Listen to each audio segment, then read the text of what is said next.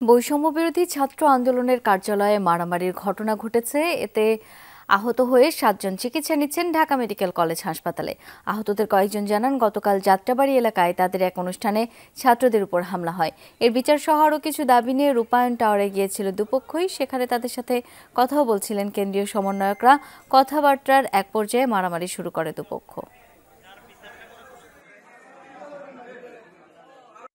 আমাদেরকে বিভিন্ন বিষয়ে চার্জ করতেছিল। যখন তারা চার্জ করতেছিল তখন গতকালকে যে সন্ত্রাসী বাহিনী আমাদেরকে হামলা করেছিল, ওরা আবারও তাদের নেতৃত্বে আবারও আমাদের উপরে হামলা করে। বৈষম্য ছাত্র আন্দোলনের সমন্বয় ছিল রিফাত ইসলাম ভাই, আর রিফাত আরেকজন ছিল। তো ওনারা করছে না, করে না এটা ফর শিওর, বাট ওনাদের উপস্থিতি ছিল। এখন তারা হামলাটা করছে সেটা এখন স্পষ্ট না।